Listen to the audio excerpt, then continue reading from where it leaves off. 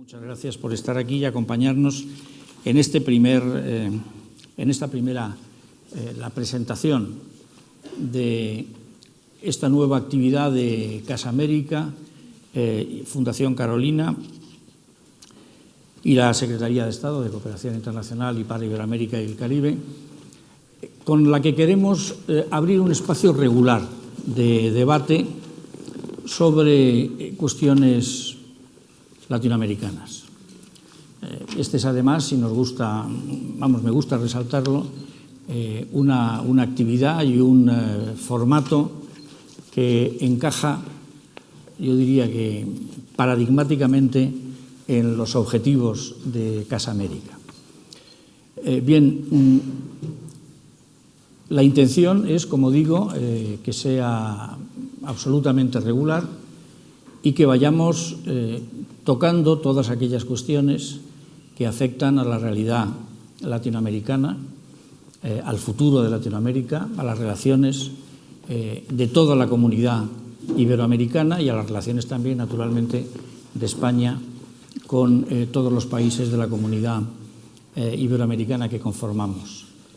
La idea es que sea un debate libre, un debate en el que participen expertos que nos ilustren desde ese punto de vista sobre los temas que pongamos a discusión, y un debate en el que estamos hoy en la primera prueba, en el primer ensayo con todo, y queremos introducir también, naturalmente, al menos un espacio, por breve que sea, para que haya preguntas que puedan ser contestadas por los participantes, por los panelistas.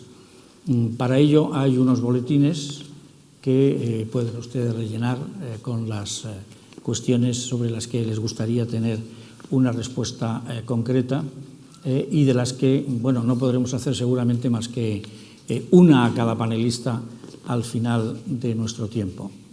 Para lo que queríamos reservar, en fin, si yo como moderador, que no soy muy buen moderador, la verdad, empezando porque ya estoy hablando demasiado, si yo como moderador puedo conducir los tiempos para que esos 15 últimos minutos sean 15 minutos de interacción. Bueno, el primer tema debía ser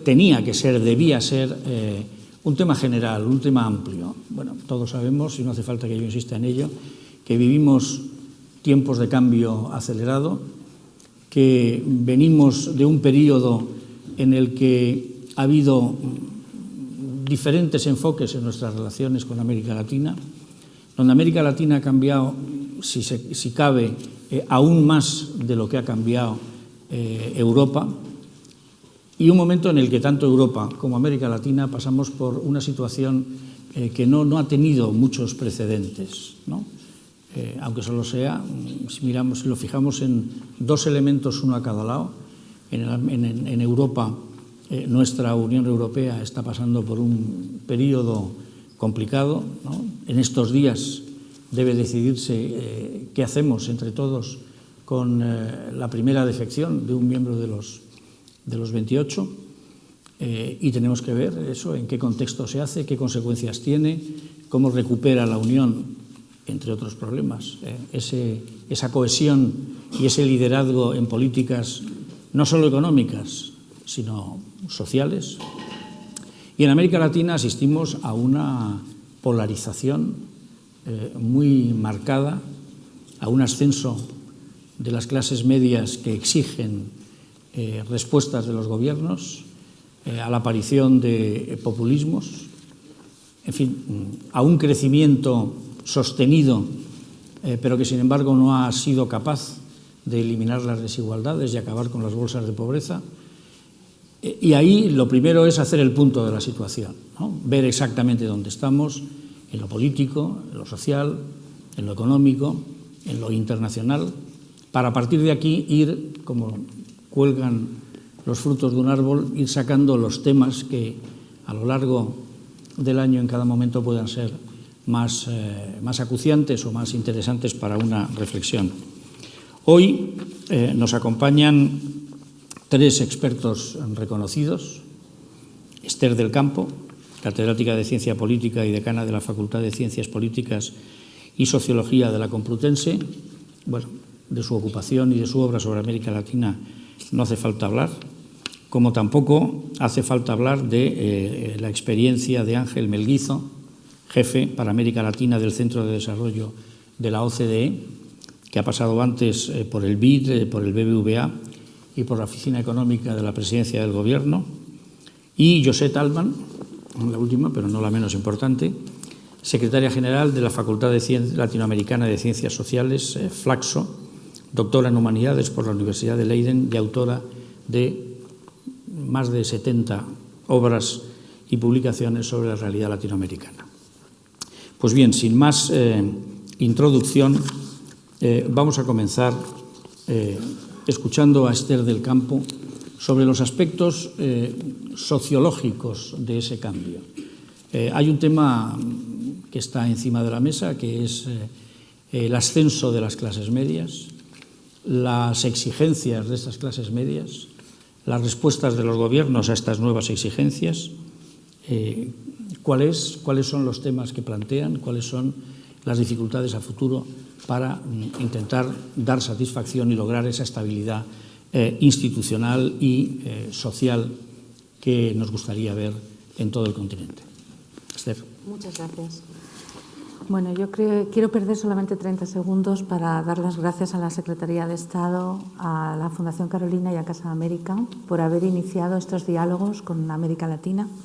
Me parece una extraordinaria oportunidad para escuchar otras voces, tanto europeas, españolas como latinoamericanas. La verdad es que nos hemos planteado efectivamente un primer diálogo más general, que yo pondría un subtítulo, que además este es un proyecto que yo creo que está pendiente en la región, y es las nuevas bases sociales de la democracia en la región. Es decir, hemos venido trabajando históricamente sobre cuáles eran las antiguas bases sociales, es decir, fundamentalmente capas medias, pero también una élite que había permitido un proceso de transición política a la democracia a finales de los años 70, comienzo de los años 80, pero sin embargo no hemos hecho una reflexión profunda sobre cuáles serían estas nuevas bases sociales.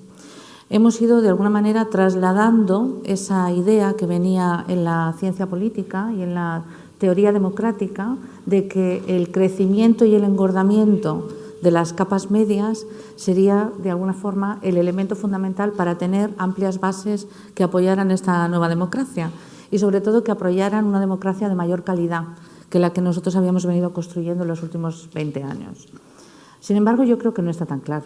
Es decir, no está tan claro que las nuevas capas medias, y sobre todo por la gran heterogeneidad al interior de las mismas, de alguna manera sean las amplias capas que precisan las democracias en estos países. Y creo que esto está relacionado también no solo con ese papel de moderación ideológica, incluso diríamos de desencanto y desafección de esas capas medias hacia el funcionamiento de las democracias, sino que está profundamente relacionado con algo que para mí es muy importante, que es la debilidad institucional.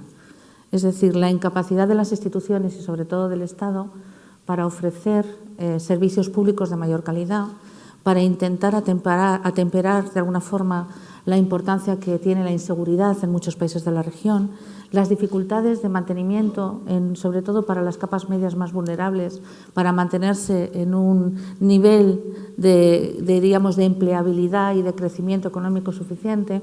Bueno, eso es un poco lo que quiero plantear en estas breves palabras. Por supuesto, imagínense que vamos a partir de datos bastante optimistas.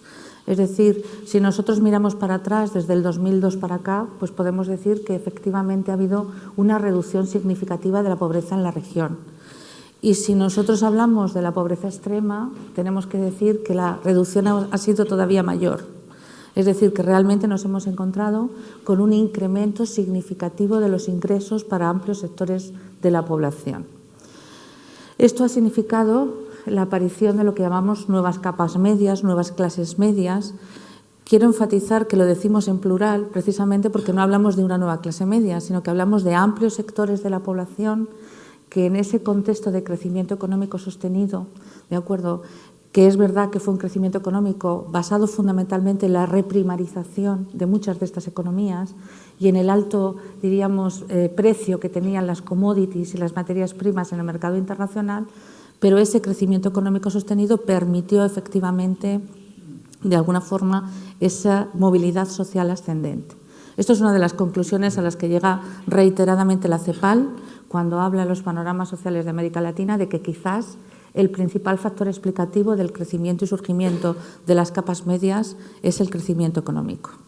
Ahora bien, por supuesto, estas capas medias están relacionadas también con otros elementos que se fueron produciendo en estas democracias.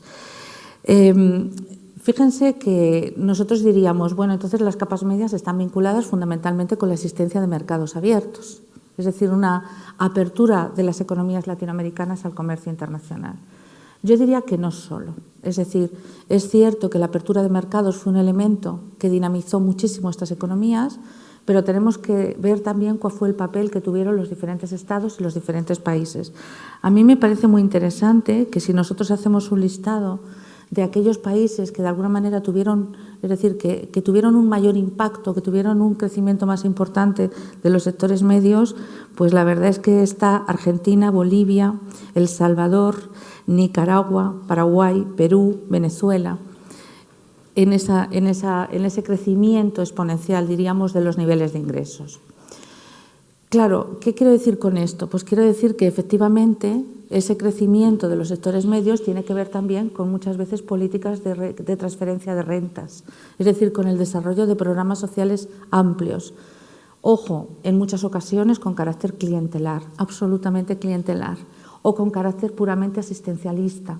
Es decir, no teníamos políticas activas de distribución o de redistribución, sino que teníamos fundamentalmente políticas, ¿de acuerdo?, asistencialistas para intentar prestar algún tipo de servicios o para intentar desarrollar algún tipo, diríamos, de elementos institucionales dentro de estos estados. Estas capas medias, y yo creo que esto tiene mucha importancia desde el punto de vista de qué tipo de políticas van a demandar, tienen una serie de características. Yo estoy tomando parte de ellas del estudio, que yo creo que es un excelente estudio que hace Michael Penfold para la Corporación Andina de Desarrollo, para el Banco de Desarrollo. Y él dice, y creo que es interesante, que la mayor parte de los trabajos y nosotros en concreto también habíamos trabajado con el profesor Ludolfo Paramio sobre clases medias en América Latina, la mayor parte de los trabajos se basan fundamentalmente en el tema de la distribución de ingresos. Es decir, realmente, o en la capacidad de gasto de consumo que tienen las capas medias. La OCDE había trabajado, el Banco Mundial había trabajado, la CEPAL había trabajado, es decir, que teníamos ya un conjunto de estudios que nos venían planteando un poco cómo podía ser el papel de estas capas medias. Pero el trabajo de la CAF es interesante porque va a trabajar fundamentalmente con la encuesta mundial de valores y lo que nos va a decir un poco es cuáles son los valores, las ideas y las expectativas de estas capas medias. Es cierto que es un contexto demasiado general, es decir, es un contexto en el que intenta ubicar las capas medias o las clases medias latinoamericanas en perspectiva comparada, pero creo que es una primera aproximación en la que deberíamos insistir para intentar conocer mejor el funcionamiento de estas capas medias. La primera característica, y esta es muy relevante para lo que nos proponemos esta mañana, es la moderación ideológica. Es decir, las clases medias latinoamericanas son más moderadas que las clases medias de cualquier otra región del mundo. Y esto es muy importante, porque lógicamente nos estaría diciendo que a pesar de que hemos venido tradicionalmente enfatizando la importancia de las clases medias para la estabilidad política, esa aversión al riesgo, ese temor a que determinado tipo de iniciativas políticas pongan en cuestión lo que se ha venido alcanzando en los últimos años, creo que es un elemento fundamental. La segunda característica es algo que se comparte, yo diría, por el resto de clases en América Latina y en el resto del mundo, que es la baja confianza en las instituciones. ¿De acuerdo? Efectivamente, aquí no hay diferencias, es decir, la clase alta, la clase baja latinoamericana también tiene una baja confianza en el funcionamiento de las instituciones. A mí me parece muy relevante y cuando visito algún país latinoamericano suelo mirar las encuestas del Latinobarómetro, el porcentaje altísimo de ciudadanos que dicen desconfiar del funcionamiento de sus instituciones, que no significa que duden de la democracia, sino que lo que ponen en duda es, diríamos, la neutralidad o la capacidad, la satisfacción con el funcionamiento de esa democracia. Fíjense que hay un porcentaje altísimo también de latinoamericanos que dicen que el Estado trabaja a favor de unos pocos. Y eso es un elemento fundamental cuando uno va por la región y se da cuenta de que efectivamente la percepción del ciudadano común sea de una clase o de otra, es que no existe de alguna manera un funcionamiento institucional adecuado. Las clases medias latinoamericanas tienen también un reducido capital social. En esto es increíble, pero son las clases medias, dice Penfold, con más reducido capital social. Es decir, con menores o más débiles relaciones de confianza interpersonal. Ya saben ustedes que este es un elemento fundamental para intentar construir democracia, para intentar construir institucionalidad. Poco activismo político y poco activismo social. También este es un elemento muy importante. Es decir, no son capas que se van a estar permanentemente movilizadas, sino que son capas que, lógicamente, en algún momento pueden movilizarse, pero van a tener más bien una posición reactiva con respecto a las dificultades a las que se están enfrentando estas sociedades. Hay un tema interesante que es la cuestión Estado-mercado. Y aquí tenemos una discusión, lo que le da el estudio de Penfold, basado fundamentalmente, como digo, en el estudio de valores, es que la orientación hacia el mercado es menor en América Latina que en otros casos. Y eso es interesante, pero yo diría que aquí precisamos de estudios por países. A mí me resultaba de verdad interesante cuando planteaba Liliana de Riz que cuando ella venía profundizando en el estudio de la clase media argentina, de esa clase media vulnerable, de esa clase media emergente, ahora hablaremos un poquito más de esto, lo que decía es que notaba que se había dividido en dos.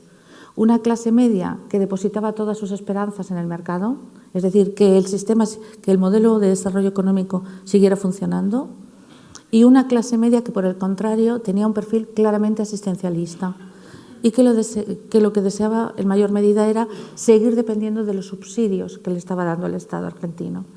Eso significaría que tenemos un doble modelo, pero vuelvo a decir que creo que aquí sería muy importante contar con estudios mucho más específicos para cada caso nacional.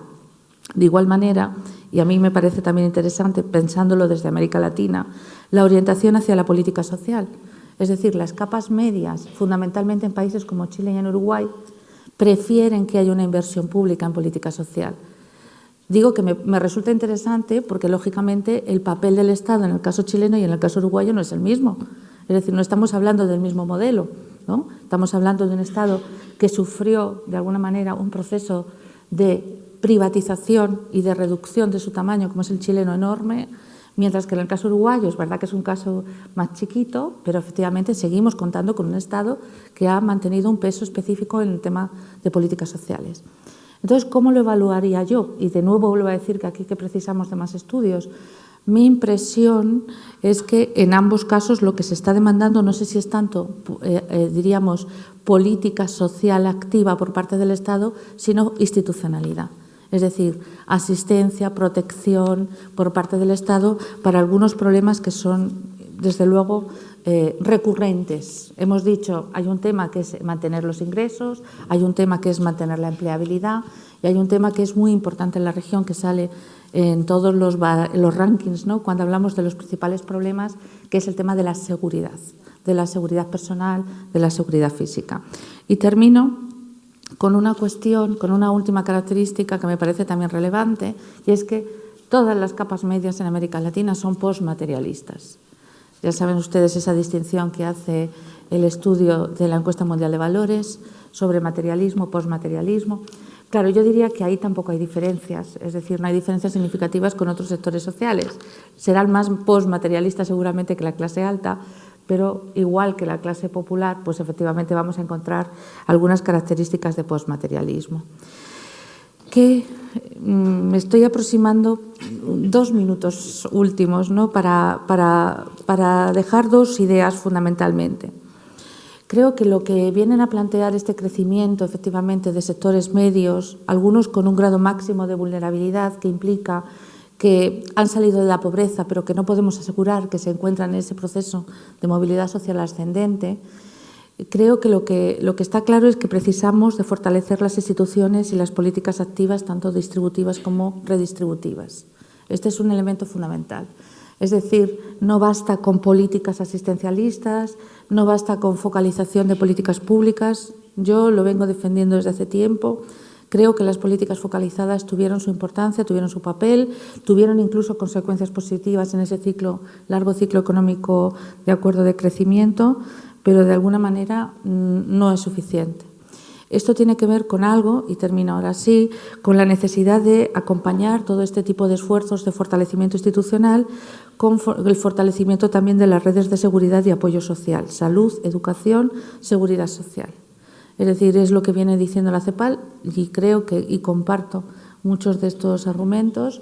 Es decir, hay que seguir invirtiendo en salud, hay que invertir en educación y hay que invertir en seguridad social, mejorar efectivamente las políticas de prestaciones sociales, intentar mejorar también, ¿de acuerdo? Diríamos, todo ese abanico de políticas que pueden generar esa seguridad que precisan los nuevos sectores medios en la región. Muchas gracias. Muchas gracias. Muchas gracias, Esther. Hablabas de políticas de redistribución y, claro, para redistribuir lo primero es que haya algo que redistribuir, ¿no? Entonces, Ángel, ¿cuál es tu visión desde el Observatorio del Instituto de Desarrollo de la OCDE sobre la situación económica de América Latina? Ya Esther nos ha dado la clave de la reprimarización de las economías como uno de los elementos que han permitido sostener este crecimiento, pero ¿qué sostenibilidad va a tener ahora en la nueva fase que se avecina? ¿Cómo va a poder ayudar la comunidad internacional a los sectores más vulnerables de las sociedades latinoamericanas en un momento en el que el CAD está hablando de esa graduación y que cuando te gradúas ya se supone que no necesitas nada? Ilústranos, por favor. Lo intentaré. No, muchísimas gracias y, por supuesto, gracias a Casa América, Fundación Carolina, por la oportunidad de compartir con todos ustedes cómo vemos América Latina y cómo vemos dónde está yendo la región. Yo creo que Esther comenzó de optimista a no tanto. Yo creo que voy a empezar de no tan optimista a algún mensaje de que se puede, porque efectivamente América Latina está afrontando ahora mismo un momento decisivo y en el entorno internacional realmente se está configurando como una combinación de todos los factores que decíamos hace apenas un año que eran los factores de riesgo, ¿no? El crecimiento económico de América Latina ha venido impulsado en buena medida por una bonanza de las materias primas. Estos mercados están recuperando, pero no tanto, y desde luego no a los niveles pasados. Desde luego la relación comercial y financiera con nuevos emergentes como China ha fomentado, ha potenciado mucho el crecimiento económico, pero solamente de algunas economías y en particular de algunos sectores. Y quizá hay dos factores, son los dos factores que más nos ocupan ahora mismo y que eran factores de riesgo y hoy ya es casi una materialización de los mismos. Es, en primer lugar, la volatilidad financiera. Vivimos un mundo en el cual pues el acceso a financiamiento ya no es el que era y, por tanto, eso está determinando pues, volatilidad en muchos de los mercados, en economías que tienen que financiarse en el exterior. Y el segundo factor es el riesgo comercial, ¿no? Hablábamos de voces proteccionistas. Estas voces de proteccionismo pues, se están traduciendo en acciones de proteccionismo. Aquí, solo un paréntesis. El G20, los países más desarrollados, han estado imponiendo medidas más proteccionistas que facilitadoras desde el año 2012. No es desde 2016 que vemos este reto para América Latina de un entorno proteccionista, pero se está materializando más ahora, ¿no? Por tanto, este entorno exterior lo que está poniendo de manifiesto es bueno, cuáles son los retos estructurales que siempre tuvo América Latina y que quizá con esta bonanza de los últimos años pues, se veían menos claros, ¿no? Desde luego, por un lado, es continuar con el reto de la inclusión social. Ahora diré algunas palabras sobre ello y las clases medias. Desde luego, es fortalecer las instituciones y reconectar a unos ciudadanos que no pueden estar más desconectados que lo que están hoy, ¿no? Y también es un reto de productividad, ¿no? Y voy a empezar por este. América Latina es una región en su conjunto, es una región que es de ingreso medio hoy, era de ingreso medio en los años 60 y era de ingreso medio incluso antes, ¿no? Y ello contrasta con la evolución de otras economías europeas o economías asiáticas. Detrás de este factor está el hecho de la debilidad de la productividad, ¿no? un trabajador latinoamericano era 3 veces menos productivo que un trabajador de Estados Unidos en los años 60, hoy es 4 veces menos. Por tanto, no solo no se está cerrando la brecha productiva, sino que se está ampliando. Y eso explica por qué vemos una región que en 2018 pues, repetirá el crecimiento económico de 2017, poco más de un 1%, que en 2019 puede superar un poco el 2%, pero que no va a cerrar la brecha de ingreso con las economías más desarrolladas, no va a empezar a cerrarla antes de 2020. Este reto de productividad y de la trampa del ingreso medio se combina con el reto de la inclusión social. De luego, hay que celebrar que la pobreza monetaria en América Latina prácticamente se ha dividido por 2 en los últimos 15 años, ¿no? Era una pobreza que afectaba al 45% de la población en los años 2000, hoy afecta al 25% de la población, ¿no?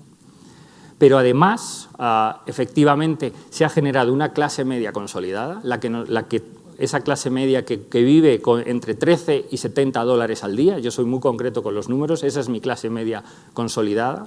Pero hay una clase media vulnerable, que es aquella que vive con 5 a 13 dólares al día, que representa hoy el 40% de los ciudadanos, 4 de cada 10 ciudadanos de América Latina, ¿no? Nosotros fuimos los primeros que empezamos a hablar de clases medias, por cierto, en el año 2010, y ya entonces dijimos, ¿cuán clase media es la clase media de América Latina? Porque no es como nosotros lo pensamos. Y sobre todo, yo aquí mencionaría un factor, ¿no? Que es el factor de la informalidad laboral. Entre 6 y 7 de cada 10 ciudadanos de esta clase media vulnerable en América Latina son informales. No tienen un contrato escrito, no tienen protección social, no tienen protección por salud. Por tanto, son vulnerables de volver a caer en la pobreza si la economía no despunta, como no está despuntando todavía, cuando pierde el trabajo. Son ciudadanos en los cuales pues, tienen una rotación laboral mayor, cuando enferman, porque no tienen una protección por salud, y desde luego también cuando se jubilan. Y hay un tercer reto, ¿no? Y como ven, menciono muchos retos, luego mencionaré lo que se puede, ¿no? Pero el tercer reto es el reto institucional, ¿no? 4 de cada 5 latinoamericanos hoy piensan que la corrupción está extendida en su gobierno. Solo 1 de cada 3 ciudadanos hoy en América Latina confía en sus gobiernos, ¿no? Y esto se ha deteriorado de una manera significativa en los últimos 15, los últimos 20 años. Por tanto, hay que reconectar a los ciudadanos con sus instituciones. Son 3 retos que es paradójico, son 3 retos en los que enfrenta América Latina porque las cosas han ido relativamente bien, ¿no? Son retos, como si dijéramos, de segunda generación en el desarrollo, ¿no? Y es por eso que hablamos de desarrollo en transición en América Latina. Es una región que ha crecido y que ha aumentado su ingreso per cápita, pero precisamente por ello ahora es el momento de dar el salto de ingreso medio a ingreso alto, ¿no? Con políticas de innovación y de diversificación productiva. Es una región que ha logrado de una manera significativa reducir la pobreza, ¿no? En parte por crecimiento económico, en parte por el desarrollo de programas sociales que empiezan, por cierto, a copiar incluso economías desarrolladas y que se debaten en Europa. Y gracias a ello, hoy en día, de hecho, desde el año 2010 hay más ciudadanos en América Latina de clase media consolidada que ciudadanos pobres, ¿no? Eso hay que reconocerlo, ¿no? Pero, lógicamente, ahora lo que hay que lograr es consolidar a todos aquellos que están en esa situación intermedia entre la pobreza monetaria y ya lo que consideramos en Europa clase media consolidada. Y, sin lugar a dudas, los sectores públicos y los gobiernos de América Latina son mucho más fuertes, mucho más abiertos y mucho más eficientes que lo que eran hace 10 años, ¿no? Pero las demandas y las expectativas de la sociedad han crecido todavía más rápido, ¿no? Hoy en día todo el mundo estamos leyendo a Hirschman, ¿no? Y él hablaba de lealtad, voz o salida, ¿no? Los ciudadanos protestan, ¿no? Y lo vemos en el año 2013 en Brasil. En Brasil, en el año 2013, los ciudadanos protestaron y protestaron diciendo que querían mejor salud, mejor educación y mejor transporte. Esas fueron las protestas entonces. Los ciudadanos de Brasil, por ejemplificar en un país, pero que se puede extrapolar a algunos de los otros, 3 o 4 años después siguieron protestando y en ese momento empezaron a protestar por cosas un poco diferentes. Era más transparencia, menos corrupción y gobiernos que entregaran, ¿no? Los ciudadanos van a seguir protestando y es bueno que protesten porque la alternativa es que salgan, ¿no? y se desconecten del contrato social, ¿no? Y es por ello que hay que ponerle mucho el énfasis en la parte institucional, ¿no? Porque cada vez más, si no, vamos a tener más ciudadanos que se desconectan de las reglas sociales y que justifican, entre otras cosas, pues evadir impuestos, ¿no? En esta América Latina que caracterizamos de desarrollo en transición, yo querría dejarlo con 3 prioridades. Si tuviera que mencionar 3 prioridades donde poner el acento. Y debemos empezar a pensar en prioridades que sean también un poco prospectivas, ¿no? Desde luego, la prioridad institucional es clave, ¿no? No se puede manejar economías cuando solo 1 de cada 5 de tus ciudadanos confían en que lo estés haciendo bien, ¿no? O otro dato, donde 1 de cada 5 ciudadanos en América Latina justifica siempre evadir impuestos. No es que se justifique de vez en cuando, es que 1 de cada 5 lo justifica siempre, ¿no? Y en parte es una reacción lógica a unos servicios públicos y a unas demandas que no han sido satisfechas, ¿no? Por tanto, hay que seguir enfrentando la agenda institucional, y esta agenda implica estados más eficientes, más abiertos, pero también más capaces y con visión de futuro, que les den a los ciudadanos las respuestas que necesitan, ¿no? En concreto, creemos que el ámbito educativo, de las habilidades y las competencias para la economía del futuro, es algo que los estados de hoy en América Latina pueden y deberían enfrentar.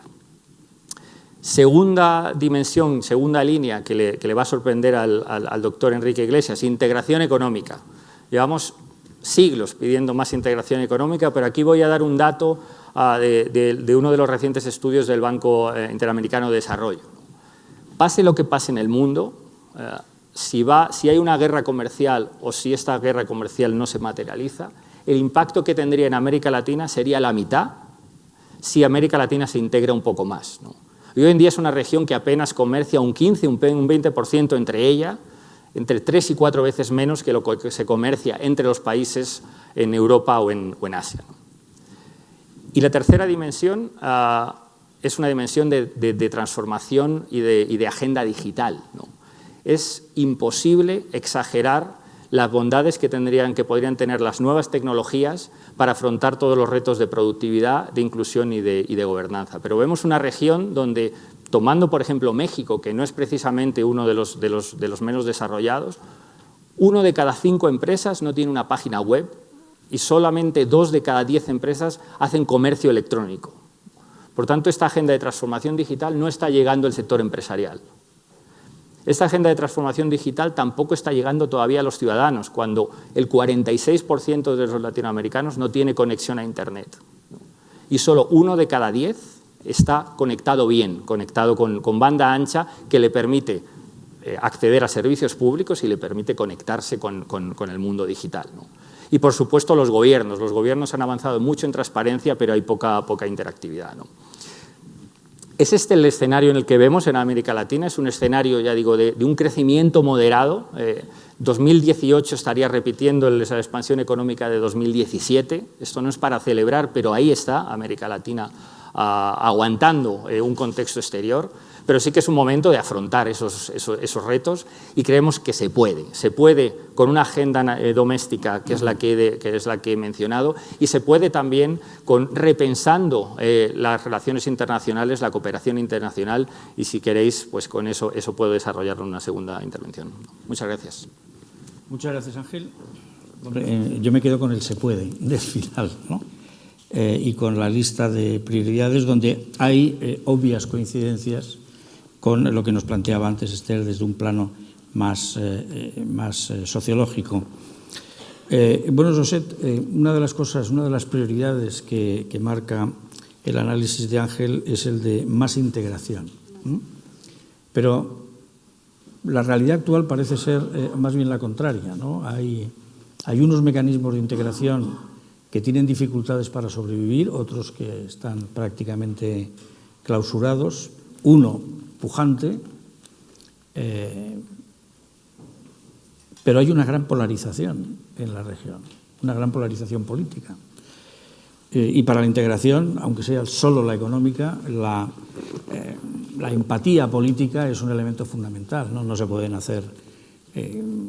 concertar políticas públicas si hay una ausencia total de diálogo político entre los estados, ¿no? Entonces, esto plantea toda una serie de problemas en la nueva rearticulación del continente. ¿Cómo ves esta problemática, ¿no? ¿A dónde va? ¿Cuál es el estado cuál es la salud política de las relaciones entre los países con el entorno y la coordinación económica, política, institucional en la región? Muchas gracias.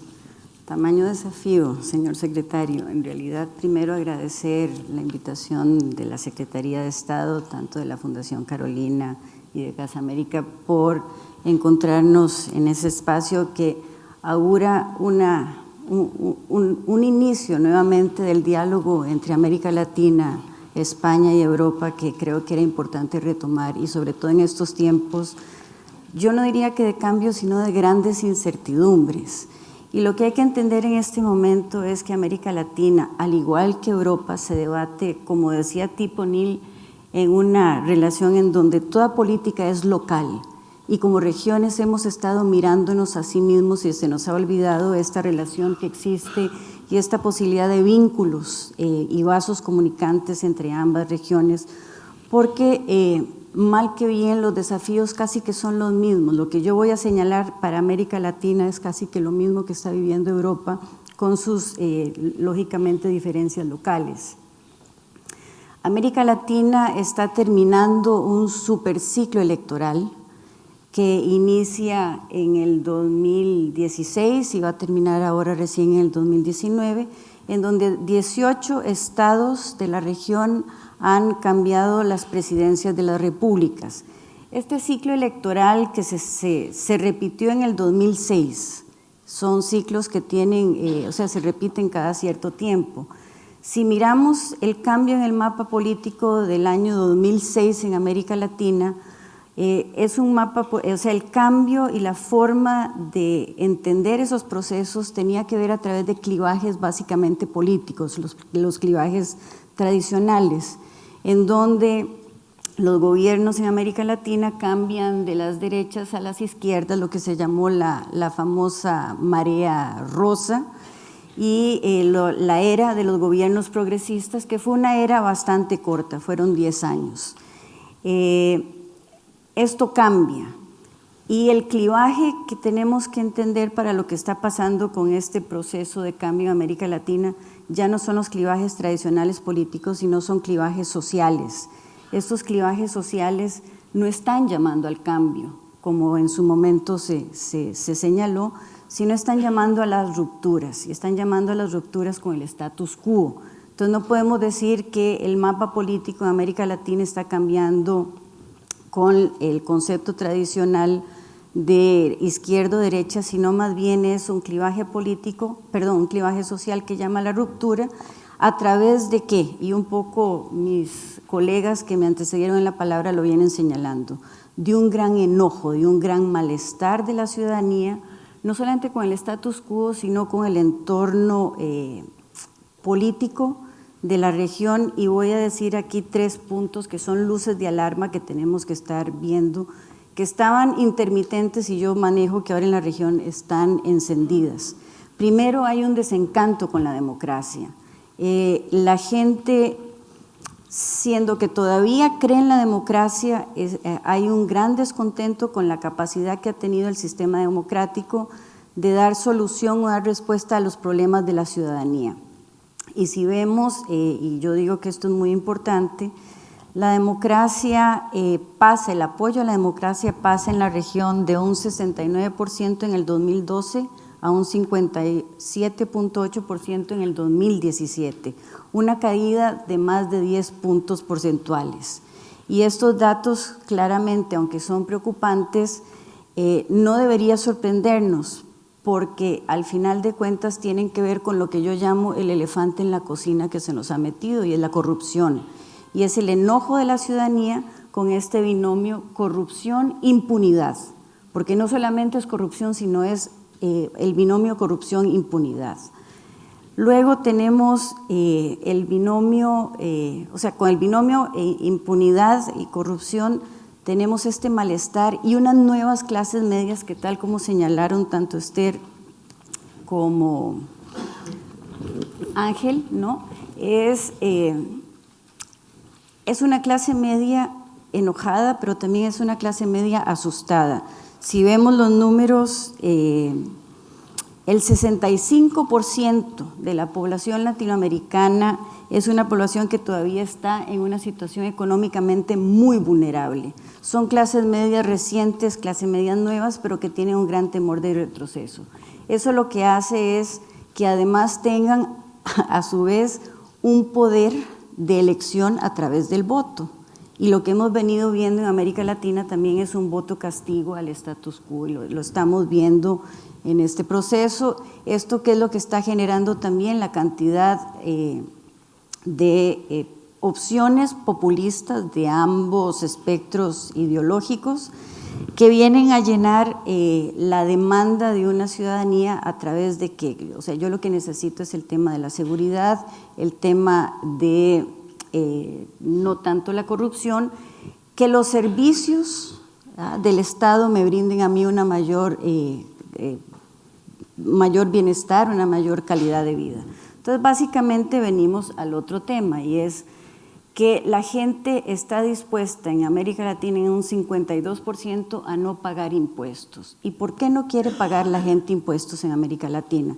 Y esto tiene que ver también al no pagar impuestos, que eso es uno de los flujos más importantes que tienen los gobiernos para crear política pública. Pero ¿por qué el latinoamericano no quiere, o las personas en América Latina no quieren pagar impuestos? Por tres razones.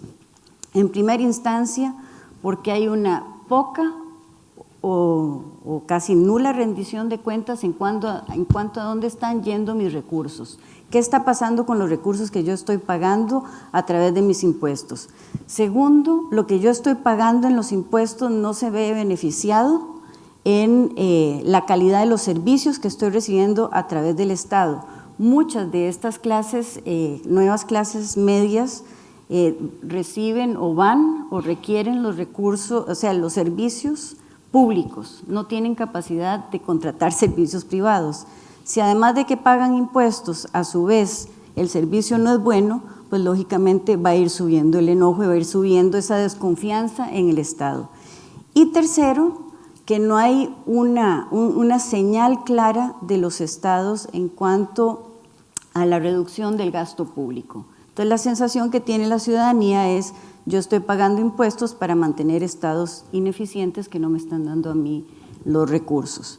Habiendo dicho esto, eso es parte de lo que está generando en este gran ciclo o maratón electoral en América Latina, el que las mismas encuestas ni siquiera están pudiendo definir qué es lo que va a pasar en los gobiernos, o sea, qué es lo que va a pasar en los procesos electorales, quiénes van a ser los que se decanten como ganadores en los procesos electorales. Ergo, es una era o un periodo de grandes incertidumbres para la región. Lo vimos en México, lo estamos viendo en Brasil, y todo esto pues lógicamente tiene, señor secretario, a su pregunta, en el periodo de más bajas a la integración latinoamericana. Y estamos en un periodo de grandes bajas porque básicamente la regla del consenso nos tiene muy complicados, Eso tiene a UNASUR en este momento en una situación de gran vulnerabilidad. Algunos dicen que ha muerto UNASUR con el síndrome de la sede vacante, con 6 de sus miembros fuera en este momento. Ya Colombia dijo que sale totalmente. CELAC está igual, CELAC está muy vulnerable. Y si ustedes ven los mecanismos regionales de integración, con excepción del SICA en Centroamérica, están casi que todos en un periodo de grandes bajas. ¿Qué va a pasar en este momento en América Latina? Yo creo que es un periodo de definiciones complejo, que sí se está dando un cambio en el mapa político latinoamericano, se está dando el cambio en ese sentido, no a través de los conceptos ideológicos. La gente está votando en contra del que está en el gobierno, y eso es muy complejo. Eso es muy complejo porque además no hay confianza en las instituciones, no hay confianza en el Estado, y al mismo tiempo hay un gran enojo, un hartazgo de la ciudadanía que a través del voto está marcando periodos de grandes censuras. Así que es un periodo complejo. Diciendo esto, secretario, yo creo que podríamos como pasar. Sí. Perfecto, muchas gracias, Roset. Bueno, la reflexión con la que terminas es una reflexión, desde luego, preocupante, pero que está en el fondo también en lo que habéis comentado tanto Esther como Ángel, ¿no? Y es que es esa rebelión contra el statu quo, pero sin un paradigma alternativo. Como todo el mundo sabe, el gobierno español ha adoptado la Agenda 2030 como una línea de acción, casi diríamos como un programa de gobierno, y yo me pregunto si la 2030, con ese planteamiento inclusivo, con ese nuevo paradigma de desarrollo cooperativo, tiene futuro en América Latina, ¿no? En el momento de la polarización, de unas clases medias poco desnortadas y bueno, unas veces pasivas y otras veces muy activas, ¿no? Pero sin un horizonte claro de nueva organización política. Un punto que también es común es la necesidad del fortalecimiento institucional, ¿no? y de las políticas redistributivas y de la generación de confianza. ¿Cómo piensas que esto puede llevarse a la práctica, ¿no? Porque parece un empeño como de reconstrucción del pacto social. ¿Cómo podría esto llevarse a la práctica? Bueno, qué pregunta más difícil. A ver, las fáciles las contesto yo. Yo quería partir de algo que hemos estado comentando, pero quizás entonces ya desde la ciencia política, ¿no? Más dura. Porque efectivamente lo que hemos asistido es a un progresivo alejamiento de los ciudadanos respecto a la política, que es lo que nosotros llamamos desafección. Lo cual no implica que no haya un interés por la política. Es decir, ojo, el alejamiento es respecto a aquellos, como decía Josep, que están ahora en el gobierno o que han venido estando tradicionalmente en el gobierno, que han venido liderando los partidos políticos, que han venido liderando las instituciones del Estado.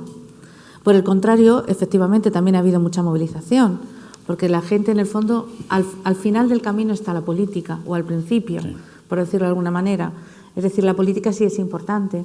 Y yo no sé si el clivaje izquierda-derecha, pero sí, de alguna manera, es aquella que va a dirimir el juego. Es decir, aquella es el entorno a la cual los actores se tienen que posicionar. Entonces, de alguna forma, fijaros que la crisis de los partidos tradicionales y de las instituciones tradicionales lo que está haciendo, efectivamente, es que aparezcan nuevos jugadores. Pero nuevos jugadores, en la mayor parte de los casos, con muy poca institucionalización. Es decir, jugadores, vamos a llamarlos así, oportunistas políticos, en muchos casos, ¿de acuerdo? No sé si populistas, porque a mí ese concepto me genera más problemas, es decir, creo que es menos explicativo, sino que aprovechan esa coyuntura de malestar creciente hacia el funcionamiento de nuestras democracias y que de alguna manera plantean una visión, diríamos, de crítica, pero también son capaces de alguna forma de sumar esa desconfianza, ese desaliento, ese desánimo, ¿no?, que tienen muchas de estas capas medias y de sectores populares, que han visto que realmente, efectivamente, las políticas del Estado no han sido eficaces. Hemos dicho además, y esto no significa que el Estado no haya hecho cosas, ojo, todo lo contrario. Yo creo que se han hecho muchas cosas. El problema es que las demandas ahora son más sofisticadas. Es decir, tenemos demandas que ya no es solamente acabar con el analfabetismo, eso ya no nos lleva a ningún sitio. En la región hemos acabado con el analfabetismo, o prácticamente. Es decir, tenemos que ir de alguna forma a satisfacer o llenar otro tipo de espacios. Y ese creo que es el elemento fundamental. Luego creo que, efectivamente, el problema, entonces voy a intentar tomar esos dos elementos. La Agenda 2030 es una buena línea, es un eje. El problema es que implicaría transversalizar prácticamente todas las políticas públicas dentro del Estado, del nuestro y de muchos otros. Algunos lo están intentando en mayor o menor medida, pero es muy costoso, porque de alguna forma seguimos teniendo un Estado bastante bunkerizado. Es decir, esto ha sido una crítica, por decirlo históricamente, a la región, pero ese funcionamiento del Estado como compartimentos estancos. algunos que han funcionado mejor que otros. Digo, pues Economía y Hacienda, a pesar de todo lo que hemos dicho, de la inexistencia, por ejemplo, de políticas distributivas o redistributivas, pues tuvo un proceso de modernización importante, muchas veces alentado por organismos internacionales, pero se modernizó. Otros núcleos de lo que yo llamo ese corazón del Estado, ese centro estratégico del Estado, también se modernizaron, pero hay muchos otros que no.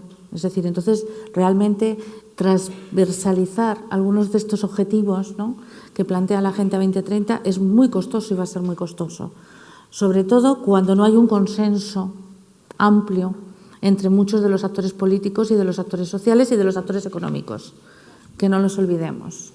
Es decir, tendremos que generar ese tipo de consenso entre los diferentes actores, porque lógicamente no es, diríamos, la Agenda 2030 no puede ser el objetivo de un solo partido o de una única orientación política, sino que hay que intentar encontrar esos puntos, esos nexos en común entre los que están ganando elecciones y los que están perdiendo elecciones en este momento. De todas maneras, decía yo, ese día es cierto, estamos en un ciclo y de alguna forma una de las cosas, yo no sé si Ángel lo podría corroborar mejor, esos ciclos económicos son también ciclos políticos que se pueden revertir o pueden volver. Es decir, eso habría que pensarlo. La segunda cuestión es el tema del fortalecimiento institucional y cómo desarrollar políticas, que está relacionado directamente con esto. Yo creo que las recetas que hemos venido dando hasta ahora, pues por ejemplo, desde el ámbito más de ciencia política, renovación administrativa, profesionalización del sector público, descentralización política y administrativa, no tanto en el ámbito económico o en el ámbito más de política pública, es decir, no tanto lo que llamaríamos la institucionalidad más centralizada en torno al Estado. Pues yo creo que han jugado un papel muy importante. Si nosotros vemos, por ejemplo, qué percepción tienen los ciudadanos sobre estados más descentralizados, en general, el ciudadano tiende a tener una visión positiva, porque ha significado un mayor acercamiento a los servicios públicos, porque ha significado que ha tenido un mayor contacto con las políticas públicas a su alrededor. Una mayor profesionalización de la administración pública, pues efectivamente reduce significativamente la corrupción o la percepción de corrupción que tienen los ciudadanos. Es decir, el equilibrio, la distribución, por decirlo de alguna manera, al interior de ese Estado se vuelve más equilibrada, es menos discrecional, es menos arbitraria y creo que todo eso es positivo. Ahora, creo que hay que seguir dándole una vuelta.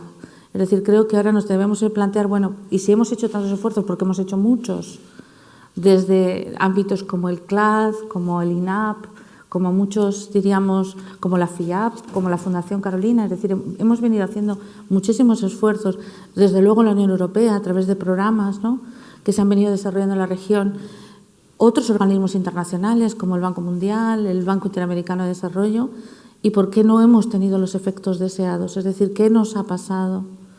¿Qué ha pasado? No, ¿qué nos ha pasado? Quiere decir, ¿qué ha pasado para que efectivamente esos principios que con carácter general suenan muy bien, sin embargo, cuando nosotros los ubicamos territorialmente y los colocamos, ¿no?, en ese territorio específico, en cada país, en cada territorio, pues no funcionan tan bien? Entonces, vuelvo a decir que creo que la integración está bien porque además permitiría una mirada regional, es decir, o una mirada local más focalizada para ver efectivamente cómo nosotros podemos aprender de ese tipo, ¿no?, de prácticas que se han venido implementando. El ciudadano, y yo creo que esto es importante, también precisa ver que hay algún tipo de resquicio en ese estado omnipresente. Y voy a defender algo que casi es, diríamos, políticamente no correcto, me lo quiero permitir. Porque claro, si el Estado no funciona, y si yo ahora me encuentro con una rueda, con un mecanismo que de alguna manera está beneficiando a unos y perjudicando a otros, ya no tengo capacidad de incidir sobre el Estado.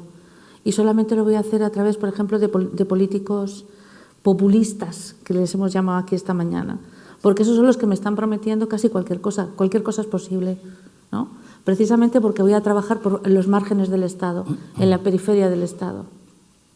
Entonces yo diría que tenemos como diferentes niveles de funcionamiento del Estado. Esas periferias que siguen siendo muy poco transparentes, que es donde muchas veces son ocupadas, ¿no?, por esos, diríamos, cuerpos y organizaciones políticas o incluso liderazgos políticos que siguen manejando un sistema muy clientelar. Y luego hemos generado unos núcleos dentro de del Estado que son mucho más profesionales, que son menos corruptos, ¿de acuerdo? Pero que en el fondo están un poco inamovibles, no se pueden mover, no tienen un gran margen de maniobra. Esa sería un poco mi interpretación. No quiero ocupar más. Sí, no, muchas gracias. Gracias, Esther. Yo creo que hay una pregunta que te haces que es a la que querríamos responder, ¿no? Que es ¿qué ha pasado?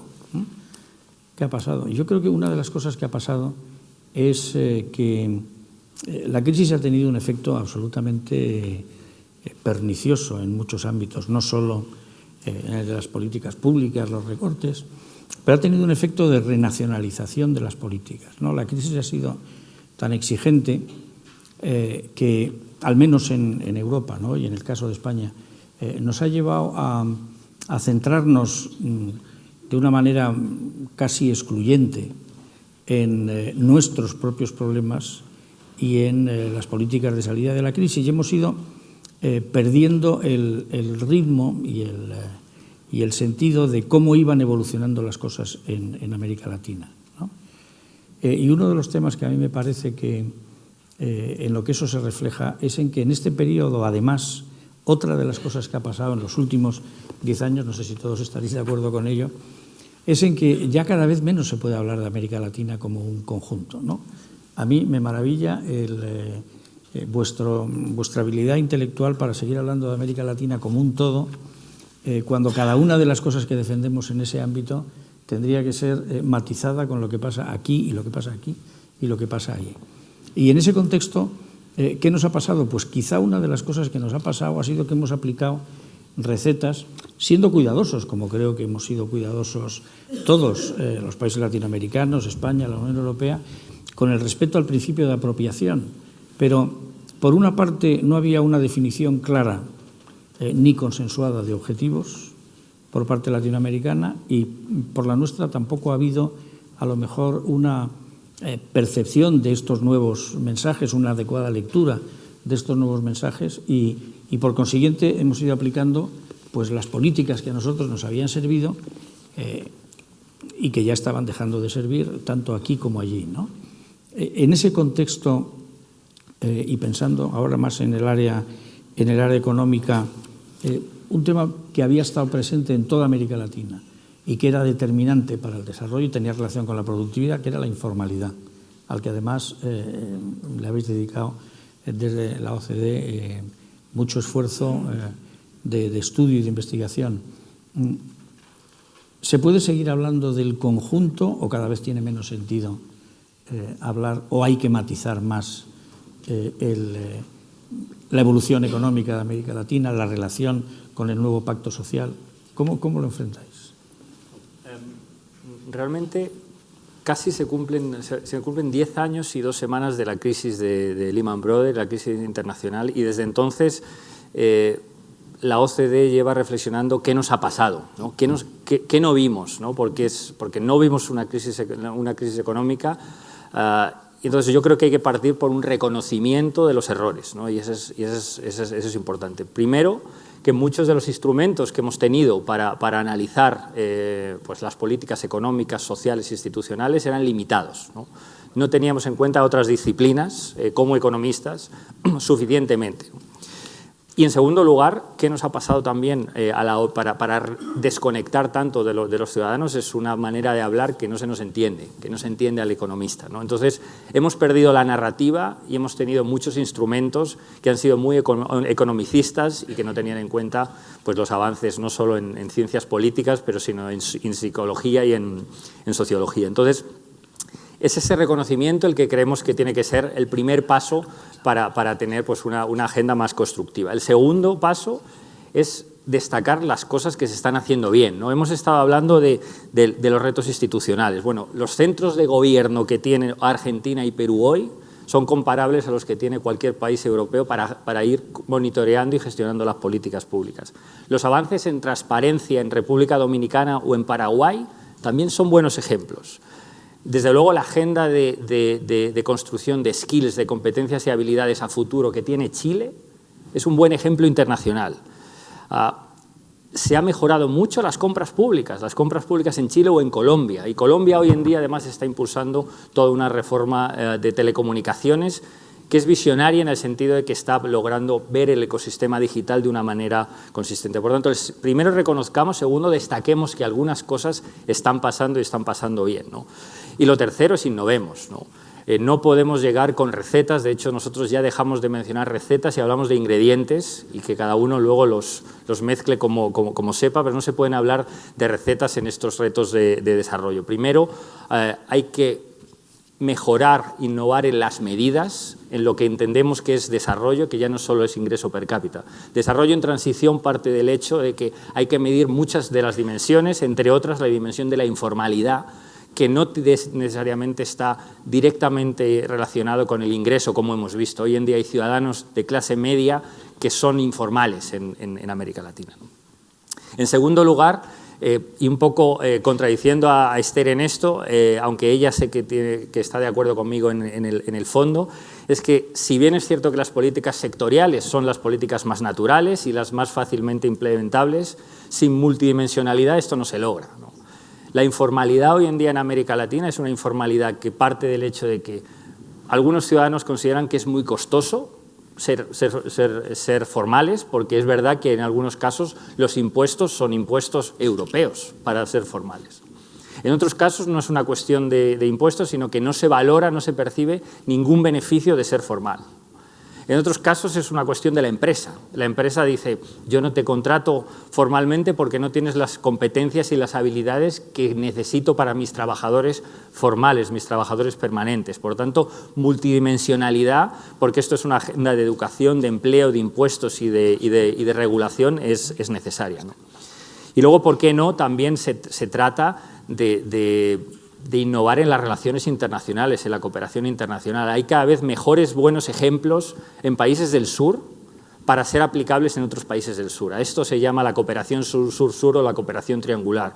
No venir con modelos que pueden haber sido útiles en una Europa o en un Asia, cuando tenemos buenos ejemplos, incluso latinoamericanos, para países que han innovado y que han impulsado la formalización. Véase, por ejemplo, casos de países pequeños, pero muy innovadores en la materia, como Uruguay o como Costa Rica, ¿no?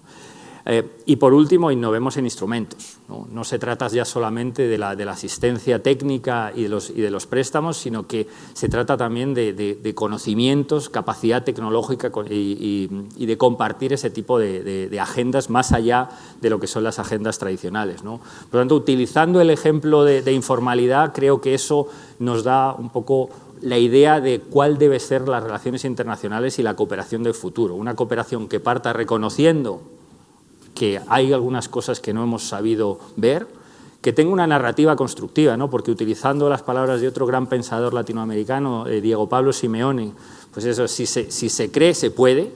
Se está pudiendo en muchos países de América Latina innovar en buena parte de estas políticas, pero luego innovemos en las relaciones internacionales y allí, secretario de Estado, ustedes tienen el liderazgo y pueden contar, por supuesto, con la OCDE en la materia.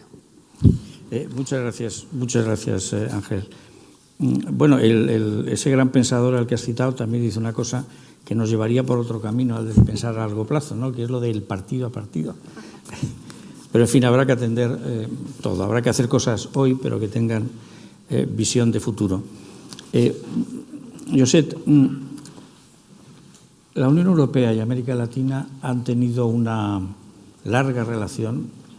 Son espacios que, en teoría y desde un planteamiento intelectual o académico, perfectamente complementarios, particularmente en el ámbito de la visión sobre la gobernanza global.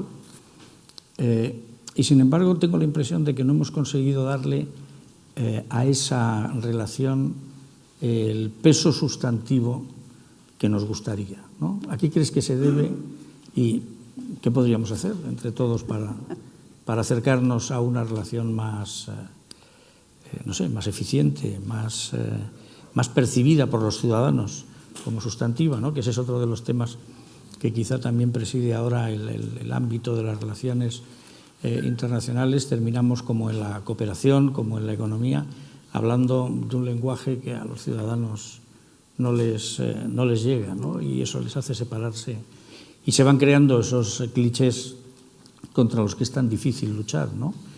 como que ¿esto para qué sirve? No sirve para nada, ¿no? Se reúnen unos cuantos, dicen unas cosas. La Unión Europea y América Latina, una cumbre de 40 y tantos personas, y luego ¿qué? Pues luego lo que sale es un programa de cooperación para 3 países, ¿no? Y unas declaraciones. ¿Cómo podemos luchar contra ese estereotipo por la vía no de la propaganda y la comunicación solo, sino por el tema sustantivo? ¿Cómo podemos interesarnos más los unos en los otros? Bueno,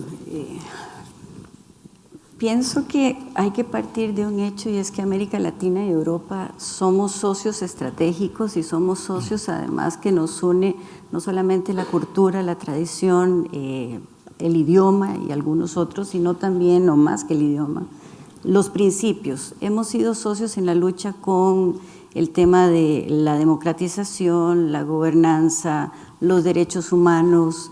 O sea, tenemos importantes nichos donde trabajar. Pienso que Europa desapareció de América Latina. Si uno se pone a ver en este momento las circunstancias de América Latina, los socios estratégicos de América Latina han estado ausentes porque han vivido procesos internos que los han llevado a mirarse a sí mismos. Uno es el caso de Estados Unidos y el otro es el caso de Europa. O sea, ustedes con el tema del Brexit, Estados Unidos con Trump, han estado muy lejanos de la región, y eso ha permitido que otros actores importantes con mayor empuje en este momento, con otra cosmovisión además del mundo, sean actores que están incidiendo de manera importante en la región. Creo que este es un desafío para ambos. Pienso que hay, por lo menos se vislumbra de manera optimista nuevamente el ingreso de Europa a América Latina con estos avances que se han tenido en lo que es el acuerdo con el Mercosur. Hay que ver cómo se retoma y se fortalece el diálogo birregional y lógicamente lo que usted decía, señor secretario, es muy cierto.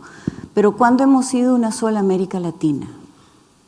O sea, esa es mi pregunta. ¿Cuándo? Nosotros hemos hablado de una región latinoamericana, pero ¿cuándo en efecto hemos podido ser una verdadera ¿cuándo hemos podido hablar como una sola voz? Y en este momento, pues América Latina está casi que aislada de las tendencias globales. Estamos muy metidas en nuestros problemas.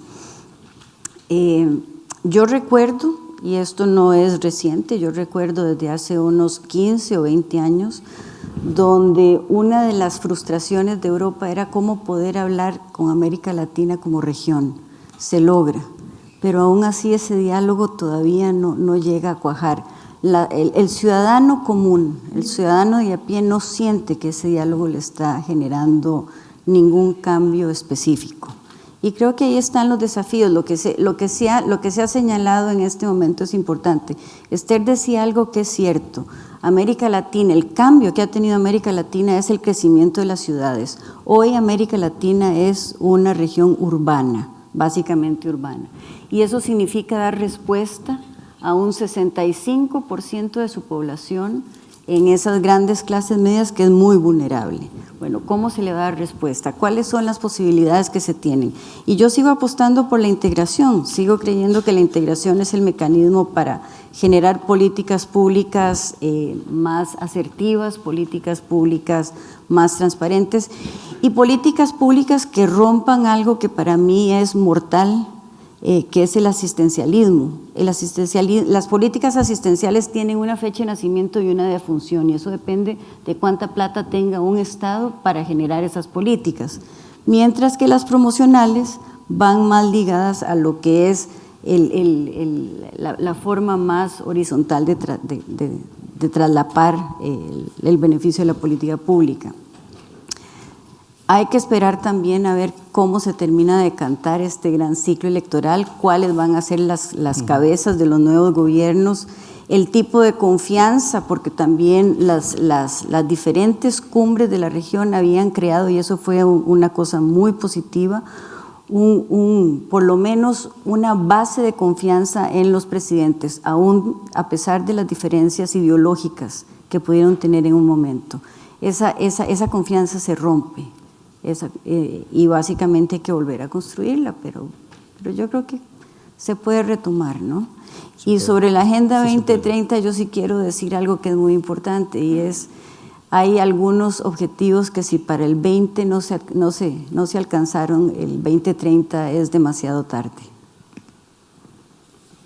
Sí, esa es una gran verdad, y aprovechando la semana de apertura de la Asamblea de Naciones Unidas, el secretario general Guterres tuvo una llamada de atención muy insistente sobre ello. El horizonte del 30 no está tan lejos, está ahí. La tarea es muy grande y hay cosas que si no empiezan ahora ya va a ser tarde para poder hacerlas. Bueno, hay una serie de preguntas, una por cada uno de los ponentes. Vamos a empezar con Esther. En relación con el problema que hemos planteado de la confianza, ¿no? ¿Cómo podemos medir esa confianza, o qué indicadores serían los que nos podrían animar a creer en una vuelta al proceso de integración de los estados latinoamericanos? ¿Está en la base del proceso la confianza de los ciudadanos en los gobiernos? ¿Influye de alguna manera? ¿Es un prerequisito de los consensos más amplios el que haya ese tipo de confianza en los gobiernos? A ver, la medimos normalmente como percepciones, es decir, realmente ¿cómo medimos que los ciudadanos confían? Pues preguntamos a los ciudadanos y ciudadanas si tienen confianza en las instituciones. Yo estaba pensando que hay algunas cuestiones que no hemos hecho o que no se han hecho correctamente. Porque, claro, podemos tomar decisiones correctas, pero si nosotros no explicamos a los ciudadanos adecuadamente por qué hemos tomado esa decisión y no otra, pues eso redunda en la falta de confianza. Es decir, que los ciudadanos entiendan que efectivamente cuando los decisores públicos hacen una cosa o hacen otra, que han valorado suficientemente cuáles son las alternativas. Por ejemplo, ¿qué costo tienen las alternativas? Eso me parece fundamental. Es decir, ¿por qué decidimos hacer una política social de más largo alcance o tomamos una política social mucho más focalizada? ¿Cuáles son los beneficiarios de una u otra política? Explicar con claridad, sin de ninguna manera de artificiosidad, cuáles son las decisiones que están tomando los gobiernos, a mí me parece fundamental. Y vuelvo a decir, claro que a veces se explican las cosas, pero se explican, diríamos, con esos equipos comunicacionales que lo que están buscando es la aprobación pública y decir, bueno, realmente el gobierno está siendo valorado muy positivamente por los ciudadanos. No, vayamos más allá, por ejemplo, de las coyunturas. Es decir, intentemos mirar a medio plazo, no sé si a largo plazo, a medio plazo cuáles son las decisiones que vamos a tomar. Intentemos, de alguna manera, buscar confianza también en aquellos sectores que son más vulnerables. Yo hablaba de las periferias, es decir, aquellos que normalmente, pues claro, intentemos además, decía Ángel antes una cosa que es cierto, efectivamente tenemos un porcentaje altísimo, ¿no?, de población que todavía no tiene Internet en la región, acceso a Internet. Pero, sin embargo, también tenemos algunos grupos de edad que tienen un acceso enorme y que además son los que más dispuestos están a tomar algo que planteabas tú antes, la salida, ¿no?, como planteaba Hirschman.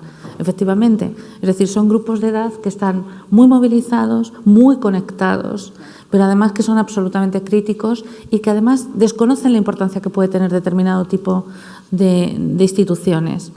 Ángel decía una cosa que es muy importante, hay que crear un nuevo relato. Es decir, tenemos que empezar a construir un nuevo relato.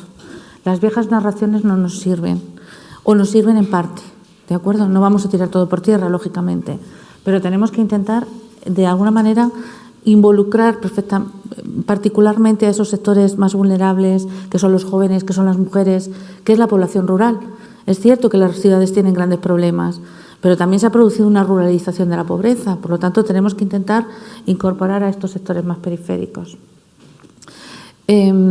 ¿Cómo puede incidir eso positivamente en la integración? Y terminaría aquí.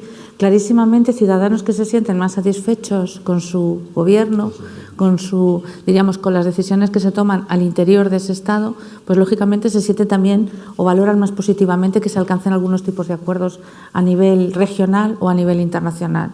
Pero vuelvo a lo mismo, hay que explicar con claridad por qué se toma una u otra decisión. Hay que intentar generar, ya lo decía antes, menor discrecionalidad en las decisiones. Y hay que intentar de alguna manera también que los ciudadanos se involucren en el propio proceso de decisión. Estamos en una gran paradoja. Nunca como hasta ahora ha habido tanta participación ciudadana en la región. Y sin embargo, nunca como hasta ahora los ciudadanos se muestran más críticos con los decisores públicos. Y esto es una gran paradoja, porque de alguna forma cuando a ti te invitan a participar en algo, de alguna manera tú te comprometes también, ¿no?, en ese proceso. Pero realmente no hemos sido capaces de romper esa división. Muchas gracias. No, muchas gracias a ti, porque apuntas desde luego a cuáles van siendo el camino, ¿no?, el camino que puede llevar a la superación de estos problemas, que consiste, bueno, en escuchar más, en estar más cerca de los ciudadanos y responder más claramente a sus exigencias. Y de lo general a lo concreto, Ángel, le gustaría saber a Santiago Castilla cuál es más una pregunta metodológica, ¿qué concepto de pobreza utilizáis para el análisis de la pobreza en vuestros estudios sobre América Latina? Déjame que empiece solamente haciendo un link a las dos últimas intervenciones sobre la urbanidad y sobre la necesidad de innovar. Y esa es otra buena práctica que está sucediendo en América Latina. Muchos de estos ciudadanos conectados son ciudadanos jóvenes, nacidos y crecidos en democracia, por eso probablemente pues, no saben lo que pasaba antes, pero son ciudadanos que se comparan con el exterior y que tienen muchas ideas para mejorar las políticas públicas, ¿no? Y hoy en día están surgiendo Innovation Labs, laboratorios de innovación en políticas públicas, en políticas sociales, en ciudades como Quito, como Medellín, como Río de Janeiro. Creemos que ese es otro de los canales en los cuales pues, los ciudadanos pueden participar más en la formulación de políticas públicas. Solo dejarlo ahí.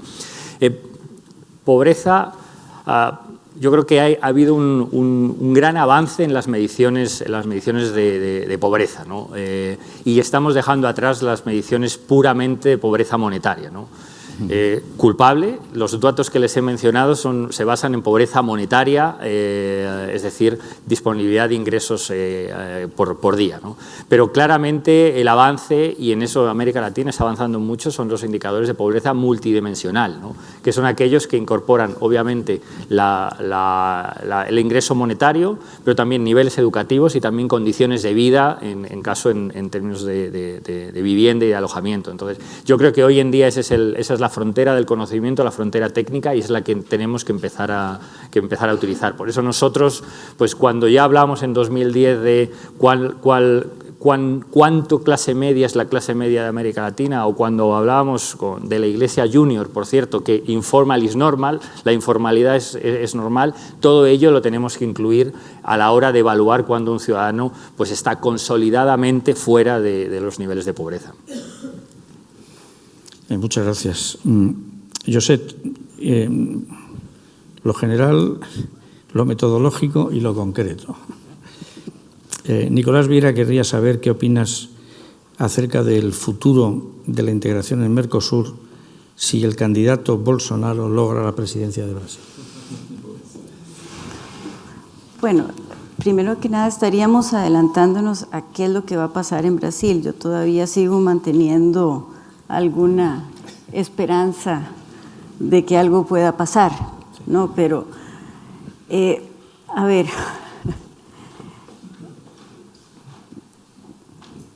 uno de los problemas que han tenido los mecanismos de integración latinoamericanos es que tiene una impronta presidencialista muy grande.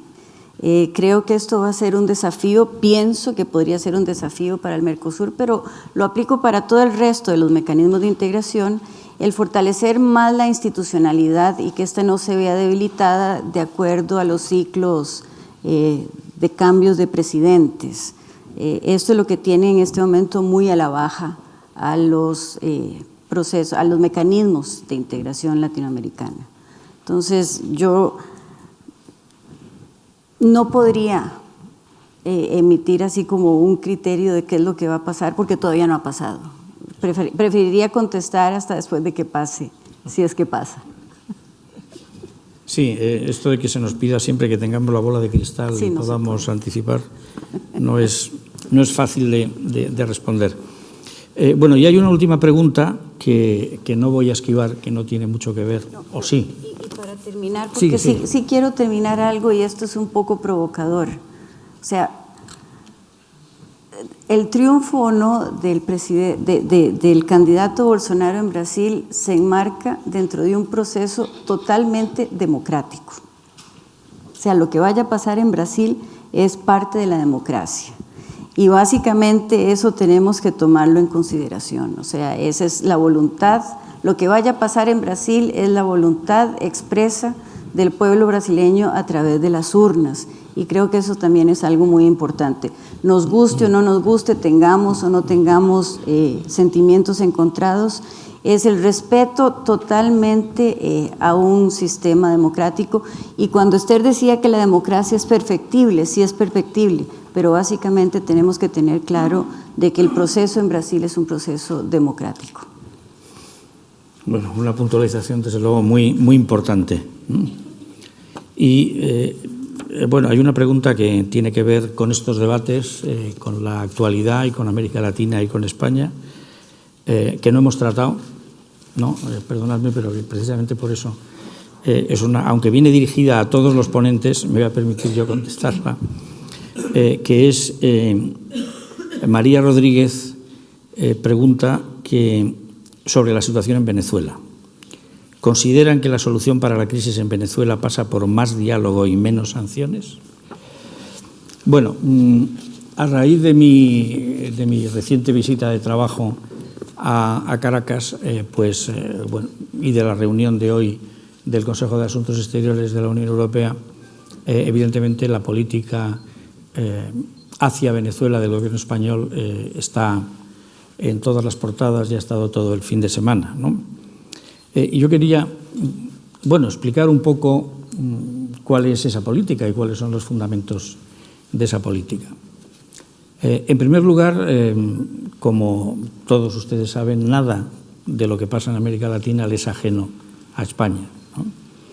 Y España pretende mantener las mejores relaciones con todos los países latinoamericanos, y el propio presidente del gobierno hizo claramente una demostración de esta voluntad de interlocución con todos los países latinoamericanos en su primera gira del pasado mes de agosto, a finales del mes de agosto, donde visitó 4 países muy diferentes entre ellos en tamaño, en posiciones políticas y en exponentes de distintos aspectos de la política latinoamericana de España, ¿no? Chile, un país desarrollado, con un gobierno neoliberal, con una fuerte presencia de intereses económicos españoles. Bolivia, un país más que indigenista, indígena, con una fuerte presencia de la cooperación española en la contribución a su desarrollo. Colombia, que después de 50 años de guerra ha llegado a un acuerdo para la paz y que está en el proceso de implementación de ese proceso de paz, lo que demuestra que los conflictos en América Latina, sea cual sea su naturaleza, se resuelven a través del diálogo, a través de la negociación, no a través de la fuerza o de la imposición. Y Costa Rica, finalmente, un país socialdemócrata, un país en una situación económica desahogada, pero con riesgos para el futuro y con una política puntera que en lo que hace al futuro en un ámbito tan importante como el cambio climático y las políticas ecológicas y la preservación de los bienes naturales.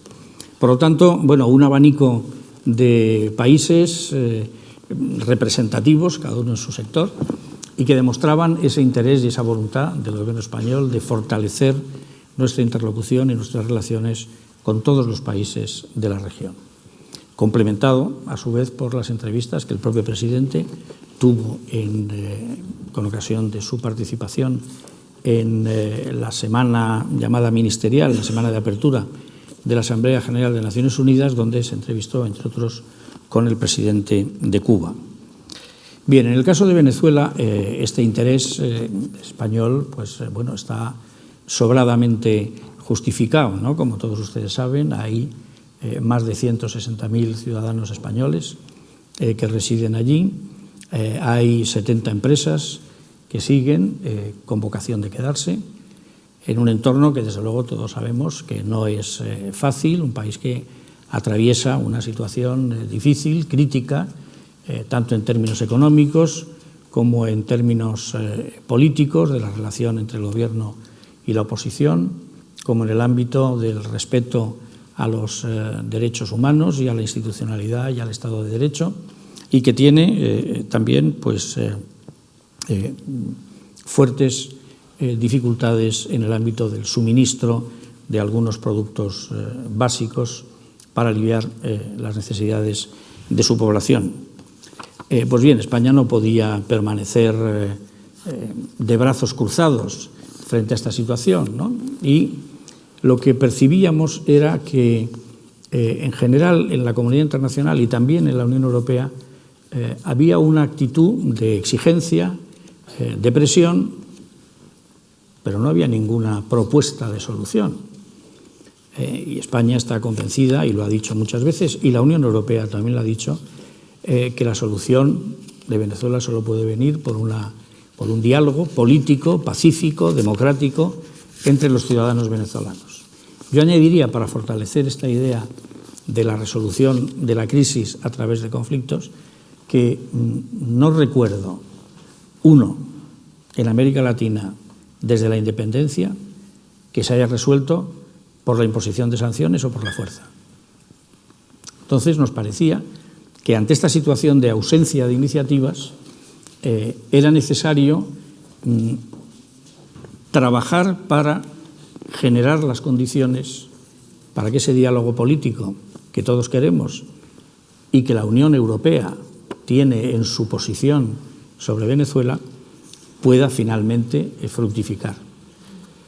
Algunos dirán que no es el momento oportuno. Bueno, yo les preguntaría que cuándo es el momento oportuno, o a qué estamos esperando que sea oportuno y qué características tiene que tener esa oportunidad. Algunos dicen que hay una gran desconfianza. Bueno, es cierto que hay desconfianza entre gobierno y oposición, pero para eso son las negociaciones, ¿no? Y para eso están las garantías mutuas. Por lo tanto, si queremos que la solución, si creemos en que la solución solo debe venir por la vía y de la mano de un acuerdo pacífico, democrático, respetuoso con el Estado de Derecho y entre venezolanos, pues creemos que nos toca la responsabilidad y queremos asumirla de no cruzarnos de brazos, como era la opción de, has dicho algo, una frase muy ilustrativa, la opción de no hacer, ¿no? No, la opción de no hacer no es una opción. Y por lo tanto, bueno, pues queríamos simplemente darle continuidad y darle operatividad a ese desideratum que todos compartimos en la Unión Europea y fuera de la Unión Europea. Y me atrevo a decir que a pesar de las tensiones bilaterales que puede haber en América Latina, por supuesto todos, y el Grupo de Lima lo ha hecho saber, todo el mundo rechaza una solución que no sea una solución política. Bueno, pero nadie parece estar trabajando por ella, ¿no? Entonces, no es un cambio de política, es hacer operativo, bueno, en eso quizás sí es un cambio de política, hacer operativo el objetivo, tomar acciones que nos acerquen a ese objetivo que perseguimos.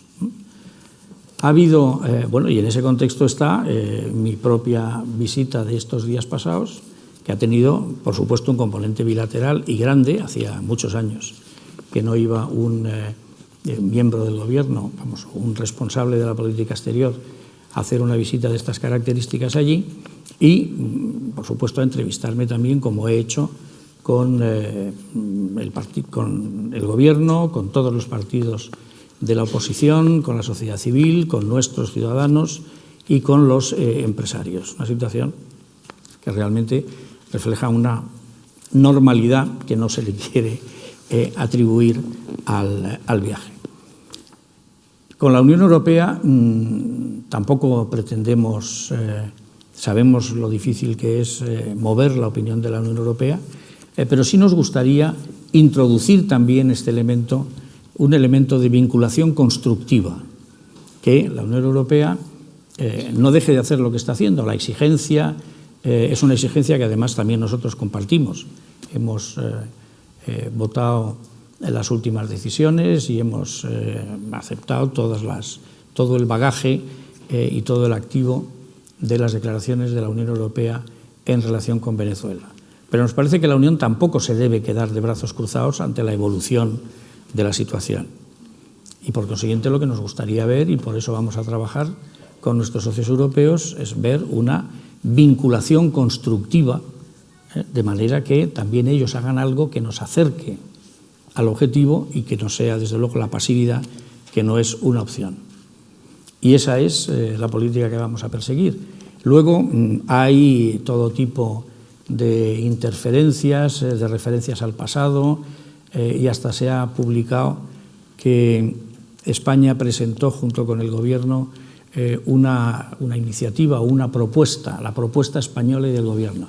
Bien, España no ha presentado ninguna propuesta. España ha manifestado a las autoridades venezolanas su disposición para ayudar y para facilitar la generación de estas condiciones, y las autoridades venezolanas nos transmitieron la voluntad del Gobierno de volver a retomar el diálogo con las fuerzas políticas. Nosotros se lo transmitimos, puros mensajeros, a las fuerzas políticas, y le contamos después al Gobierno lo que habíamos percibido en la respuesta a esa oferta. Pero no era una oferta española ni era un plan español. Nosotros estábamos facilitando ese contacto, desgraciadamente muy interrumpido y muy desconfiado entre el Gobierno y la oposición. Y bueno, aprovecho este primer debate, este primer encuentro sobre América Latina para explicar esta posición y para dejar aclaradas algunas de las cosas que, como veis, no coinciden palabra por palabra con lo que se ha publicado. Bien, no me queda más que agradecer a todos ustedes, a todos vosotros, este rato de compañía, a los ponentes, por supuesto, su claridad de ideas y las muchas preguntas que nos dejan, habiendo resuelto también algunas otras que también traíamos, y convocarles a una nueva edición, una nueva sesión de este debate el mes que viene, en una fecha y con un contenido que les daremos oportunamente a conocer. Muchas gracias a todos.